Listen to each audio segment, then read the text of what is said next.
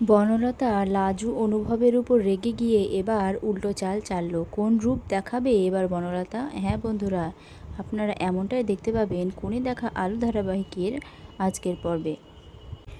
বনলতার মাকে ডেকে পাঠানো হয় অনুভবদের বাড়িতে এবং সবাই বনলতার মাকে বলে, আপনার মেয়েকে নিয়ে চলে যান।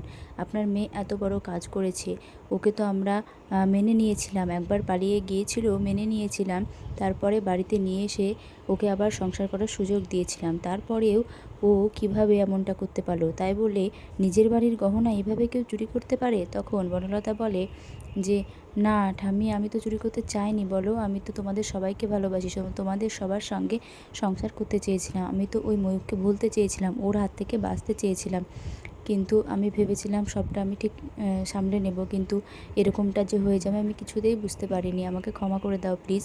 বনলতার মাও বলে, ওকে এবারের মতো ক্ষমা করে দিন আপনারা, তারপরে সব ঠিক হয়ে যাবে, দেখবেন। আপনাদের কাছে আমি হাত জোড় করে বলছি, এসব আমরা জানতাম, লুকিয়েছি ঠিকই, কিন্তু ওর ভালোর জন্যই, যাতে ও ভালো থাকতে পারে, একটু ভালোভাবে সংসার করতে পারে, ওই ময়ূকের হাত থেকে বাঁচতে পারে, সেই জন্যই।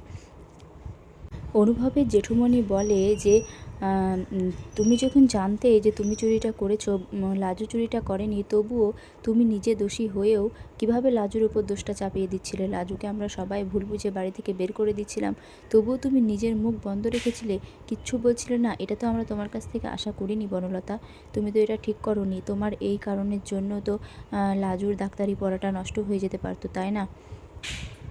এইভাবেই সকলের মধ্যে তর্ক বিতর্ক কথাবার্তা হতে থাকে।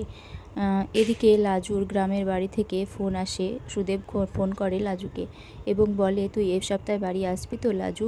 তুই আগের সপ্তাহে বাড়ি আসিসনি বলে মা কিন্তু অনেক রাগারাগি করেছে, অনেক অশান্তি করেছে। তুই যদি এই সপ্তাহতেও বাড়ি না আসিস তাহলে কিন্তু একটা যা হয় কাণ্ড ঘটে যাবে লাজু। তখন লাজু বলে, হ্যাঁ আমি এই সপ্তাহে বাড়ি যাব। তখন ফোনটা রেখে দেয় এবং সবাইকে বলে, আমি বাড়ি যাচ্ছি।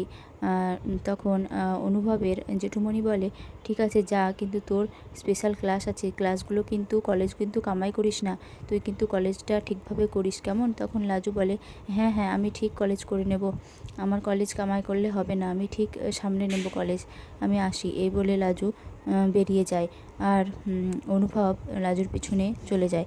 তখন বনলতা মনে মনে রাগ দেখাতে থাকে এবং বলতে থাকে, এই লাজুকে নিয়ে এত মাতামাতি সকলের, এই লাজু জন্যই সব কিছু হয়েছে।